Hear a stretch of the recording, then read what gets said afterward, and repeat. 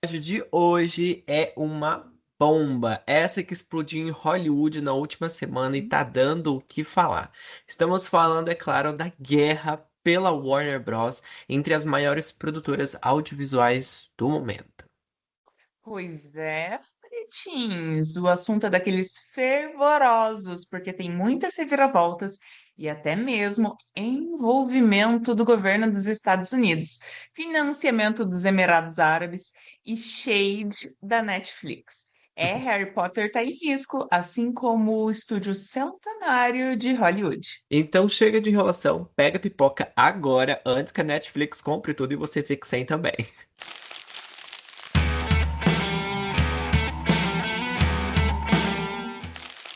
Nossa história começa em abril de 2022, quando a Warner Media se funde com a Discovery Inc., criando a Warner Bros. Discovery, a famosa WBD.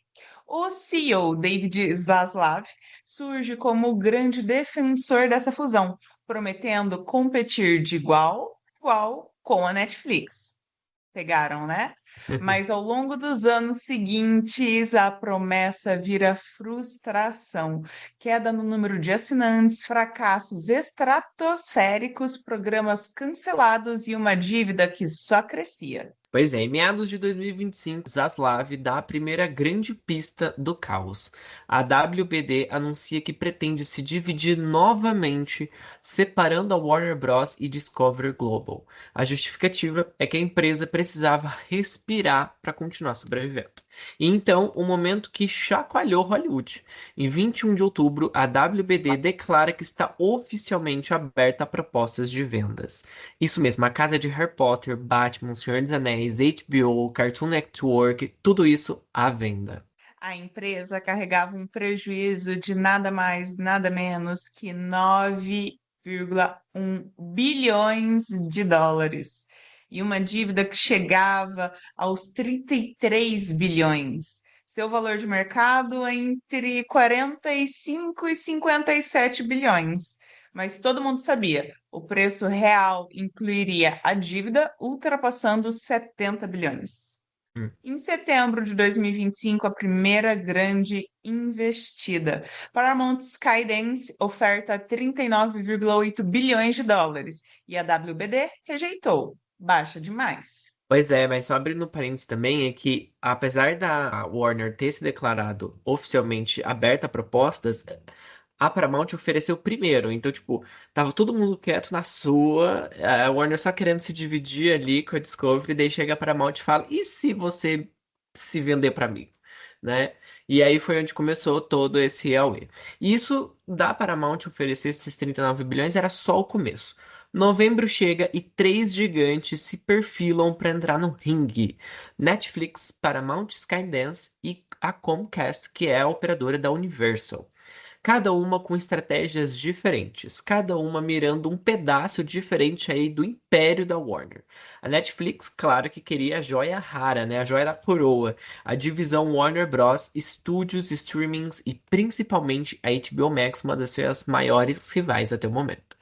Já a Paramount buscava comprar tudo mesmo e não estava sozinha. Fundos soberanos do Qatar, Abu Dhabi e a Arábia Saudita entraram no jogo para bancar essa proposta com 70 bilhões de dólares. Com o mercado em ebulição, o valor da Warner Bros. Discovery dispara para 68 bilhões. Upgrade, viu? Ah, Incluindo a dívida, analistas estimam que qualquer acordo ficaria entre 60 e 80 bilhões. Hollywood nunca tinha visto algo assim. uhum. E Centenária, né, aí, amor? é a Warner, né, que estamos falando, não é qualquer um. Dia 5 de dezembro foi quando, gente, essa bomba estoura oficialmente. A Netflix então anunciou, pegou todo mundo de surpresa. Eu digo que pegou todo mundo de surpresa porque até então, pelo que a gente estava acompanhando e até os próprios analistas, e conforme eu estava noticiando no folhetim, era uma coisa uma negociação que ia se arrastar durante meses. Porque tava um leilão, literalmente. Então, tipo, a Netflix oferecia, daí eles negavam, a Paramount oferecia. Então, tipo, tava todo mundo esperando que isso não fosse acontecer esse ano ainda. Por isso que eu digo, pegou todo mundo de surpresa por conta disso, porque veio muito do nada. Tipo, uma coisa que você tá esperando pra acontecer ainda, sabe? E aí essa bomba estourou e a Netflix anunciou que fechou já esse acordo pra comprar a divisão de estúdios e streamings da WBD, os estúdios HBO Max e uma das maiores bibliotecas de conteúdo da história, né? Os números variam entre 72 bilhões a 82,7 bilhões e até chegando a 83 bilhões de dólares quando se inclui a dívida. É, babado. E o que que a Netflix levaria com tudo isso? Harry Potter, Senhor dos Anéis, o catálogo da HBO, décadas de produções cinematográficas e televisivas. Em resumo, o coração criativo da Warner. Ou seja, tudo aquilo que realmente estava empacando a Netflix de crescer em número de assinantes, por exemplo, ela tá pegando para ela, né? Bom, e o que que ficaria de fora dessa negociação? CNN, Discovery Channel, TNT Sports. Todos migrariam para uma nova empresa separada que seria a Discovery Global. É, e 3 dias depois, o impensável acontece. A Paramount, lembra que ela já tinha um interesse lá de trás? Aqui começou Lança tudo isso. Começou. Ela já estava querendo. A Uhum. gente que viu, começou a acompanhar com o Netflix, fica, oxe, o que que a Paramount está querendo fazer aqui agora? Depois que fechou o acordo, ela vem e aparece? Não, não. Ela estava lá desde o início. E ela falou, como assim? Eu tô aqui. Ela lança uma oferta hostil e joga no peito dos acionistas uma proposta de 108,4 bilhões de dólares em dinheiro, em cash. Ela falou: é vocês falarem que eu abro a maleta, superando com folga a da Netflix. Foi um recado claro: esse acordo não pode ser fechado sem competição real. Eu tenho interesse, estou aqui desde o início, eu tenho topo. E como diz a nossa editora Natália, isso é feio porque não existe tanto dinheiro. A gente que não tá acostumado, a gente fica, gente, como pode ter 108 bilhões em queda? É humanamente impossível. Enfim, eu suspeito, eu falo, Tinha gente. nada nesse dinheiro. Sim. Bom, assim que a Netflix anuncia o acordo, os reguladores também já entraram em alerta máximo. Essa criação criaria a maior concentração de mercado já vista no streaming. A Netflix absorvendo a HBO, que é uma das líderes históricas em conteúdo premium, e para muitos analistas isso seria como colocar duas das marcas mais prestigiadas e influentes da televisão mundial sobre o mesmo teto. E eu fico imaginando a cara da Netflix, que já tinha mandado e-mail para todos os assinantes falando: seja bem-vindo, Warner, Ai, vendo que essa ódio que eu patifaria da fiquei. Paramount.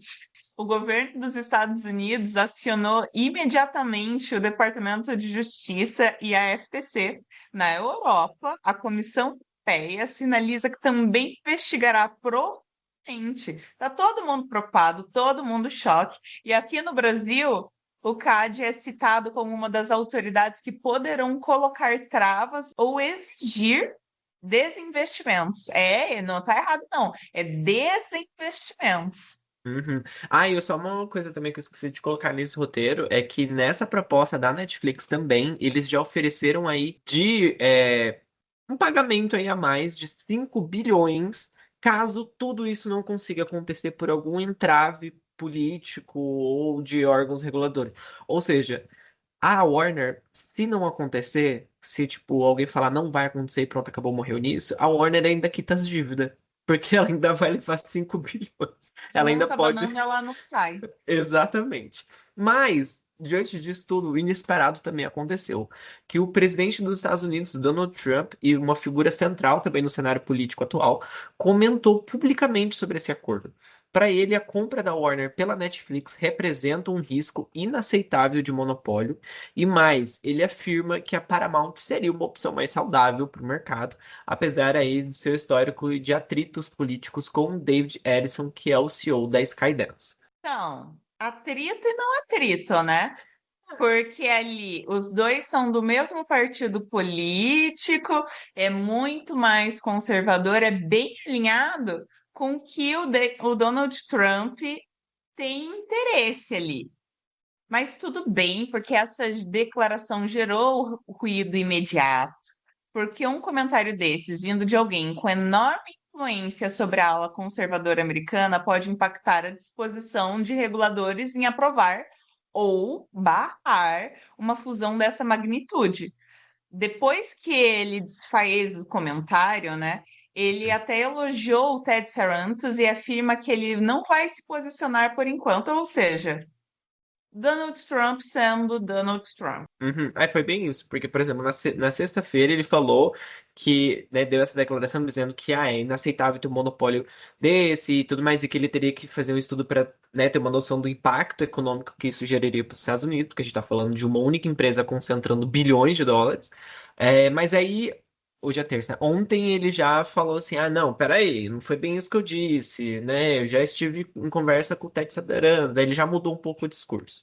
Mas, de qualquer forma, enquanto a política se mistura ao mercado, criadores e cineastas também já começaram a se manifestar. Muitos temem que a Netflix, focada quase que exclusivamente em streaming, reduza ainda mais os lançamentos cinematográficos em salas, enfraquecendo o modelo tradicional que sustentou Hollywood por décadas e sustenta até hoje, né? Diretores, produtores e analistas de mercado descrevem essa possível compra como um marco da decadência do cinema como negócio e o início da era do entretenimento 100% algorítmico. Por outro lado, há quem veja uma luz. Para alguns analistas financeiros, a Netflix, com sua disciplina operacional, poderia usar a gigantesca biblioteca da Warner para gerar economias entre 2 e 3 bilhões de dólares por ano, aumentando seu lucro por ação e criando um ecossistema de conteúdo quase imbatível. E a Netflix sabe fazer isso. Ela se adapta ao mercado, ela consegue ter uma renda saudável para manter, podem dizer das produções dela, mas as produções farofa bancam as produções boas, que ela tem produções boas também. E a Warner só está se pondo à venda porque estava quebrada. Ah, não tava quebrada, né, amiga? Não Estava exagera. quebrada. Não tava Estava quebrada, quebrada. É só senão não olhar a tava. bolsa de valores. Respeita a minha Warner, pelo amor de Olha a Deus. bolsa de valores. Não. Mas. Mas é que também se espera essa flexibilidade de uma empresa que nasceu ontem, né? A Netflix tem que ser flexível, porque nasceu ontem, chegou agora no, na janelinha. Ontem comparada com a Warner, né? Não, sim, isso sim, exatamente. Bom, e essa também não é a única visão otimista. Do outro lado, cineastas e executivos, incluindo o lendário James Cameron, defendem a oferta da Paramount. Para eles, a união Paramount e Warner criaria um estúdio forte, clássico, concorrente direto da Disney e mantendo vivo o modelo de blockbusters nos cinemas e evitando que o futuro do audiovisual caia inteiro nas mãos de uma única superplataforma. E dependendo de quem vencer essa disputa, Hollywood pode seguir por caminhos completamente diferentes. Eu acho que é isso que tá dando mais medo em todo mundo. Eu acho bem suspeito isso, né? Tipo, ai, nossa, a Netflix se juntando com a Warner vai ficar gigante. A Paramount com a Warner, não. Vai ficar bem pitiquica. Mas é que é aquilo que eu comentei, pô, são essências diferentes, mas enfim. Isso. Se a Netflix vencer, veremos uma indústria ainda mais centralizada, orientada por dados e por distribuição digital global. Isso é o que analisam os, né, analistas. Analisam Uhum. analistas. Porque não temos ainda os planos de negócios futuros, né? Sim, Vai exato. que Netflix surpreende. A Warner deixaria de existir como conhecemos, dizem esses analistas. Agora, se a Paramount vencer, os analistas dizem que terão a fusão dos dois estúdios históricos com a promessa de preservar o cinema nos cinemas e equilibrar essa balança contra Netflix, Disney e Amazon. Uhum. Bom, e depois dessa oferta da Paramount, a Warner também se declarou publicamente sobre a situação na madrugada de ontem para hoje. Então, olha só o comunicado. O Conselho de Administração da Warner Bros. Discovery, em consonância com seus deveres fiduciários e em consulta com seus assessores financeiros e jurídicos independentes, analisará e considerará cuidadosamente a oferta da Paramount Skydance de acordo com os termos do contrato da Warner Bros. Discovery com a Netflix. A Warner Bros. Pretende informar seus acionistas sobre a recomendação do Conselho a respeito da oferta pública de aquisição da Paramount dentro de 10 dias úteis. Isso deve então sair aí lá pelo dia 19, 20 de dezembro, respeitando mais ou menos esse prazo. Vale a pena lembrar que ela está falando isso, porque quando a gente está falando de uma fusão de duas grandes empresas como essa, não é igual quando a gente vai comprar uma bala numa loja. Tá aqui o dinheiro, beleza, me transfere a bala, o contrato foi realizado, né?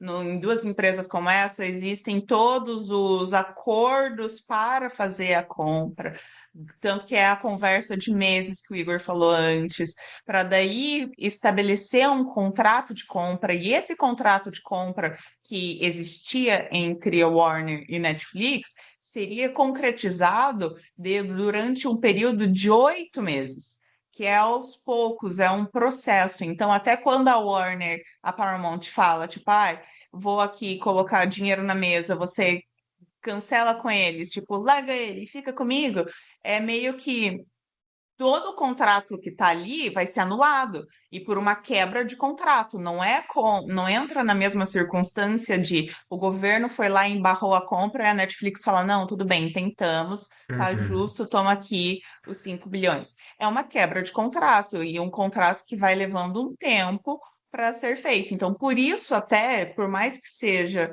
um valor que faz brilhar os olhos, eles precisam pegar o tempo, não agir com ansiedade, agir com cautela para olhar para os seus acionistas, com os seus conselheiros e falar, tá, e aí, o que que a gente faz? A gente recebeu uhum. essa proposta absurda. Só que isso também, a proposta absurda por si só da Paramount, acentuou um alerta vermelho na Warner por conta da origem desse dinheiro. De onde viria? Bancos de investimentos do Qatar e do Abu Dhabi fariam esse financiamento à Paramount para realizar essa compra de 108 bilhões de dólares. E isso, segundo o portal da Bloomberg, seria uma questão de segurança nacional. Inclusive, a Netflix também está com um contrato de financiamento. Seria o maior financiamento, uma maior compra de financiamento já feita na história.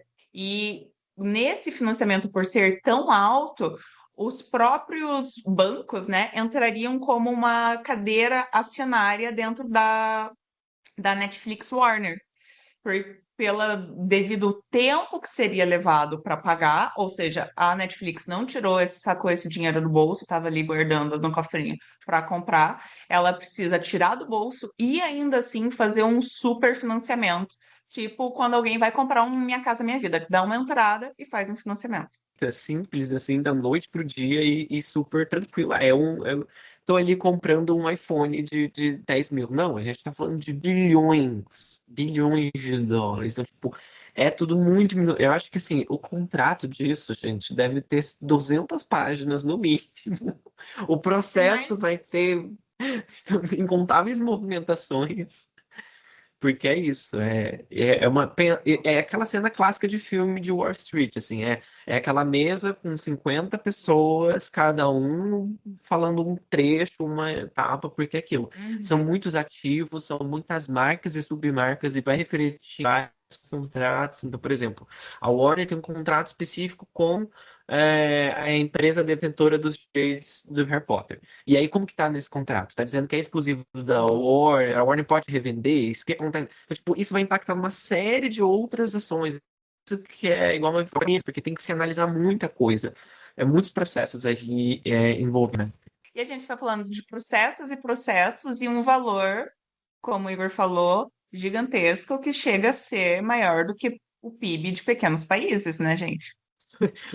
Rindo de desespero, né? Pensando nisso, porque, gente, como pode, né? Eu não tenho, eu não sei dimensionar de tanto dinheiro. Bom, e ainda o Ted Sarandos também declarou à revista Variety que eles estão sim comprometidos em manter a qualidade da marca e o calendário de exibição. Isso porque é a maior crítica e oposição a essa compra, né, que todo mundo levantou. Ele disse o seguinte, abre aspas, não compramos esta empresa para ter o seu valor. Estamos profundamente comprometidos em lançar os filmes da Warner Bros. Exatamente da mesma forma que eles os lançam hoje. Se tivéssemos fechado esse negócio há 24 meses, todos aqueles filmes que vimos este ano teriam sido lançados da mesma forma nos cinemas, como um filme Minecraft, Superman, A Hora do Mal, Pecadores, todos esses filmes. Com a entidade operacional da Warner, acreditamos que é realmente importante a forma como eles criam e como geram valor.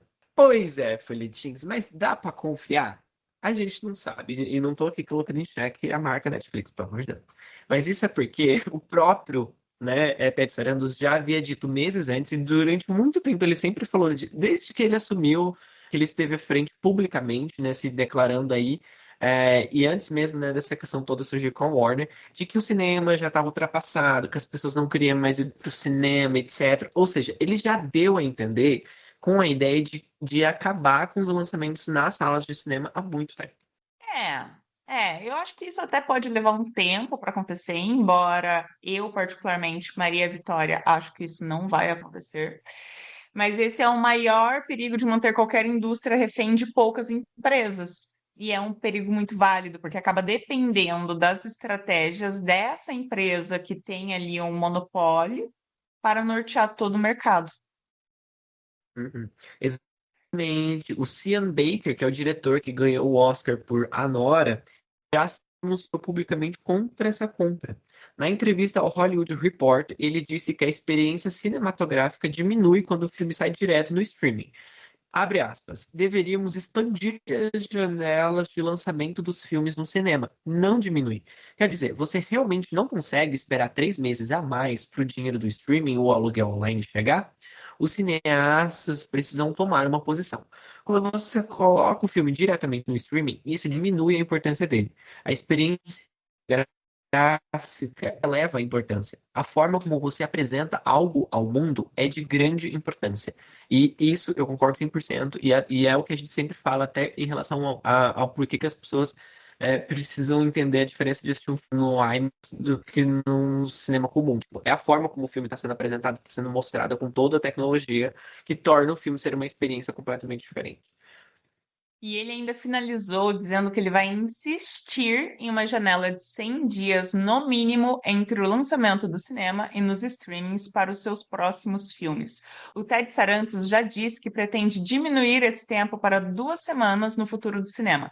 E eu tenho que concordar, porque eu também concordo com o Sean Baker. Eu acho que além da questão de como você se mostra, a gente está falando de uma geração, a geração Z é a que mais está reclamando de ansiedade em relação às anteriores. A gente vê, né, o problema do século não é mais o estresse, é a ansiedade, devido a quantidade de informações que a gente, quer dizer, devido também à quantidade de informações que a gente recebe, a questão da exposição de telas e que a facilidade com que a gente recebe informações nunca fez com que a gente fosse tão desinformado. A facilidade da gente manter relações fazer com que a gente fique tão isolado. Então, eu acho que essa questão da gente tirar um tempo, ir para o cinema, se dedicar àquela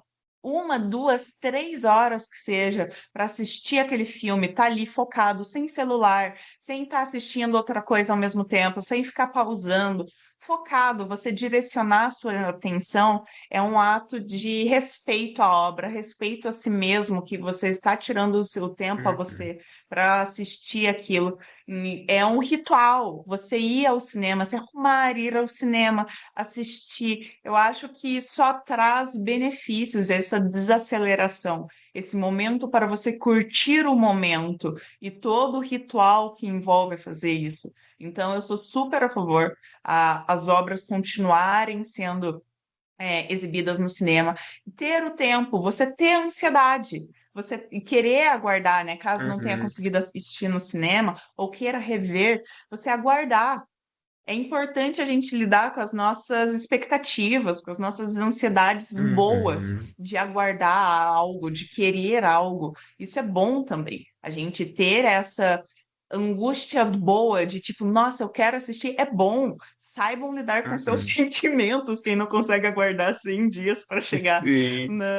nos streamings. Está faltando esperar mais. Exatamente. E eu acho que por isso também que a gente está tendo uma onda de reclamação na internet de pessoas mais velhas ou que estejam mais acostumadas a ir no cinema, de o confortável tá também errando por conta dessa ansiedade das pessoas, porque elas já estão tão acostumadas só com o modelo streaming, que você pode assistir o filme mexendo no celular, que você fala, conversa, levanta, sai toda hora, que você, no cinema, as pessoas estão reproduzindo isso, e daí quebra toda a experiência. Bom, mas levando em consideração que a Netflix leva para casa a Warner, o que mudaria na prática para a gente entender? Fontes envolvidas nas negociações afirmam que a Netflix e a HBO Max devem ser oferecidas em conjunto como um único pacote para os consumidores. Meio que o modelo ali que a Disney utilizou durante muito tempo entre o Disney Plus e o Star Plus, né? Que eram duas plataformas diferentes e você podia assinar as duas como um combo, né? E agora, como que seria a questão da assinatura? Será que manteria o mesmo valor, Igor? Pois é. A- Agora, a forma também do catálogo.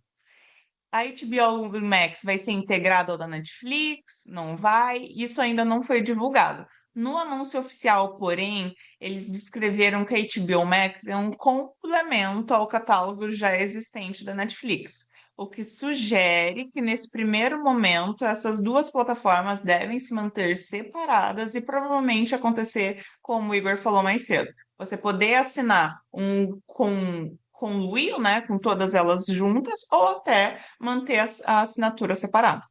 Uhum. Bom, o fato é, Hollywood está tendo que lidar com essa bomba. Os órgãos regulatórios estão analisando minuciosamente os detalhes disso e como a economia dos Estados Unidos também poderá ser afetada. E assim, eu já até o momento estava trazendo só fatos, mas eu queria trazer análise, inclusive, porque eu também trouxe algumas análises lá para os stories do Folhetim, porque um dos motivos de eu até analisar junto, e assim, nada são vozes da minha cabeça, tá, gente? É análise com base no que eu já estava acompanhando, do que os especialistas estão dizendo, e daí eu fui montando tudo isso. Mas a questão é, são duas empresas com essências diferentes, e eu acho que é isso que está mais preocupando Hollywood de forma geral, porque a Netflix, a essência dela já é o streaming, já é o conteúdo on demand. O que que é o on demand? Sob demanda. Então é aquele conteúdo que ela vê o que está sendo pedido, entre aspas, pelo público, e já o Hollywood, já cinema propriamente dito, é outro formato de negócio. A Netflix, como qualquer empresa bilionária, ela vai saber diferenciar modelos de negócio. Isso é, a gente não está lidando com qualquer pessoa, né? Porque senão não era bilionário. Mas corre esse risco, né? Das vezes eles falarem, chegar daqui 10 anos e falar, não tá dando muito gasto isso aí, vamos diminuir, vamos fazer um plano de negócio só, uma estratégia só e integrar tudo. E como a gente mencionou em algum momento aqui do podcast, também tem aquele risco de você estar concentrando boa parte do mercado de uma indústria inteira, de é a indústria que, infelizmente ainda, ou felizmente, sustenta o cinema no mundo, é o que molda as gerações, não é à toa que o Oscar é o Oscar. Você está concentrando mais de 50%, não, 50 não, mais uns 40% de uma fatia de mercado na mão de uma mesma empresa. Então você vai estar refém automaticamente dessa empresa. E isso não é a Netflix, isso é qualquer mercado, qualquer indústria. Por exemplo, um exemplo prático para a gente aqui é o fato da gente ter só três empresas aéreas no Brasil. A gente fica vendo que essas empresas decidem. Se essas empresas decidirem cobrar 5 mil o trecho, a gente vai ter que aceitar, porque não tem concorrência para driblar isso, porque não tem outros mecanismos dentro do próprio mercado. Então, isso que também é um perigo. Então, se, por exemplo, não desejando isso, mas deu uma coisa muito ruim com a Netflix, enfim. E aí, a gente perde Netflix, perde Warner, perde HBO, perde o TNT, perde tudo. Então, esse que é uma das grandes questões aí também envolvendo, né?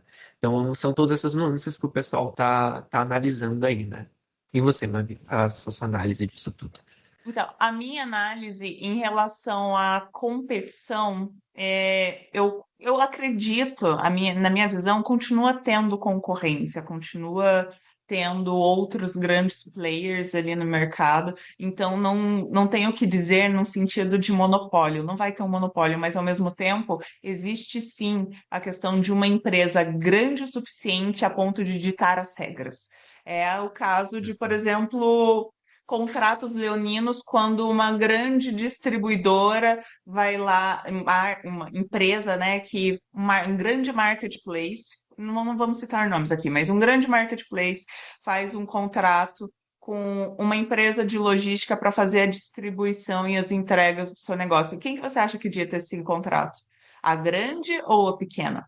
Então, nesse sentido, uma grande empresa num setor que movimenta, pensa, só a compra dela movimenta essa quantidade de bilhões, ela realmente, a gente está falando de uma empresa que vai começar a ter um voto, né? Um voto muito grande quando a questão é ditar as regras, porque ela tem ali um peso muito grande no mercado, de se acontecer algo ruim para ela ou se acabar não sendo dos interesses dela, ela tem poder e dinheiro suficiente ali para desequilibrar essa balança. Então, eu concordo nisso, nessa questão do tamanho em relação a poder aquisitivo, poder de negociação, poder de regulação que essa empresa vai ter perante as outras. Agora, eu tenho muito uma visão de Netflix se expandindo. Eu vejo a Netflix como uma empresa que se adapta a- às às tendências do mercado num bom sentido, não num sentido apenas on demand, mas que ela se adapta ao como que o mercado populacional migra e anda, e ela tá num ponto que ela consegue também agora, tipo, investir para comprar um estúdio centenário, para conseguir investir pesado numa área que ela não entrou até agora. Ela fez pouquíssimas estreias em cinema, se eu não me engano, Roma foi no cinema, tem um ou outro filme dela que fez no cinema, e a Netflix tem esse interesse. Ela foi o primeiro estúdio de streaming que teve um filme, por exemplo, no Oscar, com Roma. E quantos de vocês assistiram Roma, mas quantos assistiram Barraca do Beijo? Para daí depois querer julgar que o estúdio só faz filme ruim, que só faz qualidades medianas? Não.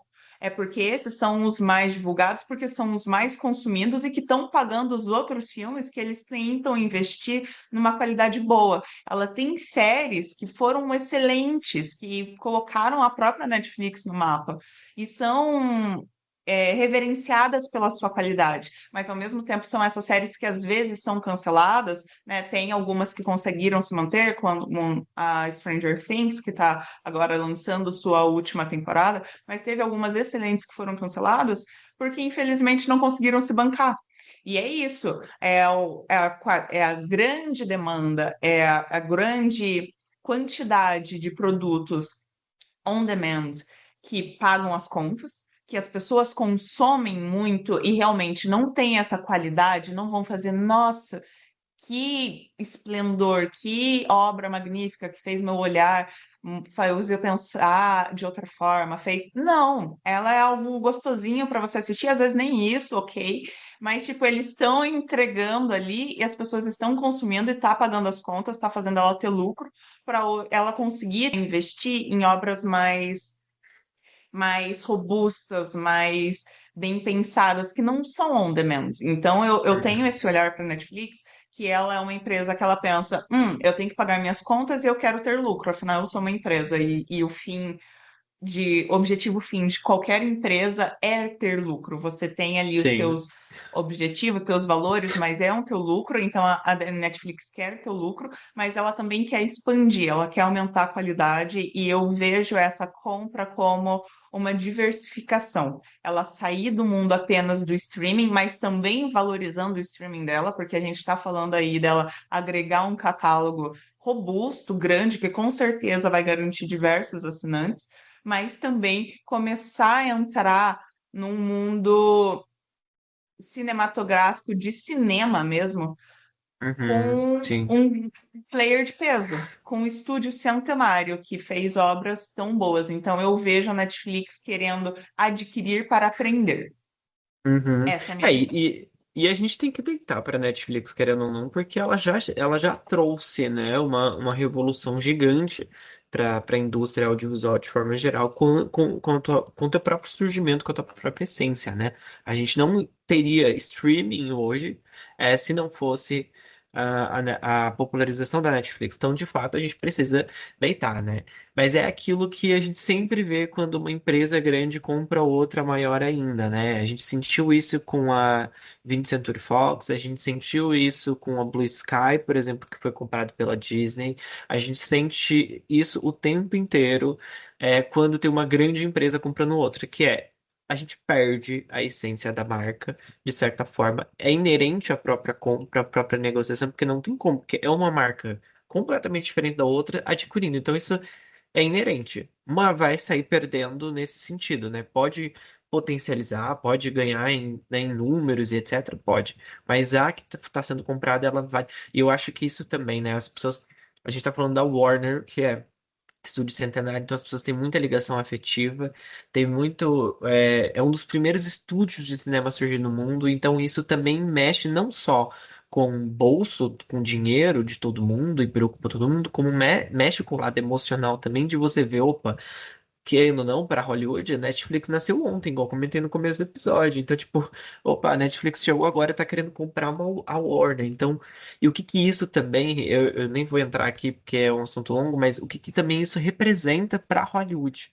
Né? Uma empresa super nova comparada aos grandes estúdios, ter um poder de compra tão absurdo, e ainda por cima, uma empresa que trouxe uma nova forma de consumir cinema que até pouco tempo era super rejeitada. Tanto é que até hoje a participação da Netflix em premiações é muito limitada por conta disso, porque há uma resistência muito grande da ala mais conservadora de Hollywood de ser adepto a essas mudanças, de ser adepto aos streamings. Por isso que a gente tem muito filme, inclusive, ainda que não está em streaming nenhum, porque são diretores e produtores que não abrem a mão e é só no DVD Blu-ray mesmo, se você quiser assistir. Então, tipo, são assim, camadas e camadas e camadas, né? A gente não pode só analisar pelo lado frio da coisa. É. E eu acho que é válido tudo isso, só que o lado afetivo não paga as contas e não mantém portas É, abertas. E eu sim. prefiro ver um estúdio se adaptando e se modificando para acompanhar, lógico, né, mantendo a integridade, é aquela questão de você preservar suas raízes ao mesmo tempo que você se adapta e se transforma, sem esquecer, né, a sua essência, do que fechando as portas e ficando na memória como, nossa, era algo bom e, ai, olha só como era lindo isso. Porque no fim das contas, a Warner estava quebrada. Você olha na bolsa de valores, as ações deles estavam muito em baixa. Tem momentos que dá algum pico, mas não o suficiente para, né, ser algo ressuscitador. E é por isso, e é só por isso que ela está nessa situação agora, entre vende para uma ou vende para outra, senão ela não estaria ali. Uhum. Se é uma ação, se é como a Netflix, que tá com as ações lá em cima, você não tem como comprar uma empresa assim que está com as ações no topo do mercado, né? Bom, a gente vai continuar acompanhando toda essa situação, folhetins, continue acompanhando lá no Folhetim Site também, nas nossas redes sociais, porque até como a Mavi já falou aqui, é uma coisa que assim tem previsão de terminar lá no segundo trimestre de 2026, então assim, é uma coisa que vai acontecer, se arrastar ao longo dos meses e a gente vai estar aí falando sobre isso. Agora a gente vai para o nosso quadro, o Rebobina. Mavi, eu queria que você comentasse, já que a gente está falando de Warner, a primeira coisa que vem na sua cabeça quando você pensa em Warner Bros. Me vem Animaniacs. Amo. Gente, para mim, Animaniacs é a cara da Warner. Eu penso em Warner, eu penso naqueles. Eu não sei que bicho que é aquele. Se é um rato, se é um guaxinim, se é um texugo. O Um que pouco de é, eu não tudo. sei. É um pouco de tudo, mas eu lembro eles e é uma graça, porque é lembrança afetiva, gente, pelo amor de Deus, Animaniacs, vocês novos que estão nos assistindo, vocês conhecem Animaniacs? Se vocês não conhecem, fica a dica, vale muito a pena. É um desenho afetivo com a Warner, porque eles surgem ali da caixa d'água da Warner. Então, pra mim, eu penso em Warner, eu penso em Animaniacs, e eles surgindo ali da caixa d'água, porque é a junção dos dois, assim. Não é cinema, mas vem Warner Ah, Classics. é Warner, né? É origem. raiz. Origem raiz. E agora, Igor, eu quero saber qual que é a sua lembrança mais afetuosa com a Warner? Olha, eu tenho duas, né? Tirando, não vamos considerar Harry Potter, tá? Embora eu tenha até tatuagem de Harry Potter, mas não vamos considerar essa. Lembrança afetuosa, assim, que foi que quando eu vi todo esse rebuliço acontecendo, foi o que me doeu no peito. Looney Tunes, que eu amo, cresci assistindo Looney Tunes, não tem como, né? E o live action do Scooby-Doo, que pra mim até hoje segue sendo o melhor live action já feito na história do cinema. Supera. Disney sempre vai me desculpar, mas o live action do Scooby-Doo é insuperável, não tem como superar. É verdade, é verdade. Top live action, Scooby-Doo. Sabe quando começa a passar o loginho da Warner ali e o som do tecladinho? Cara, é puro Scooby-Doo aquilo. É puro Scooby-Doo. Pô, muito bom. Ah, e a gente só falou de cinema, cinema, cinema, cinema, cinema. E esses desenhos clássicos maravilhosos. Será que vem um revival aí? Pois é, né? Imagina. Seria incrível. E vocês, folhetins? O que que vocês acham? Comentem pra gente o que que vocês lembram quando pensam em Warner Bros. Bom, esse foi o nosso episódio de hoje, folhetins. Esperamos que vocês tenham gostado. Obrigada por terem ouvido até aqui. E se você gostou, escuta a gente, dá as 5 estrelinhas se você está escutando no Spotify. E siga o podcast também, porque faz com cada vez que tem um episódio novo, ele surja para você ali, ó, no seu home, na sua página de entrada. Você vai estar sempre por dentro dos episódios novos. Então, beijocas, beijocas e até o próximo episódio. Até a próxima.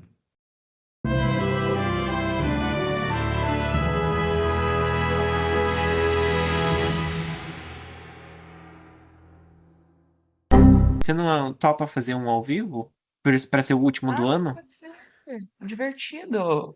Porque daí a gente divulga agora para os próximos dias que a gente vai fazer ao vivo. Acho que vai ser bem legal. Tipo, o último episódio do ano vai ser ao vivo, não sei o que e tal. Boa, curti. Bora E fazer uma retrospectiva cultural? boa, dá para fazer. Eu Boa. amo retrospectivas, gente.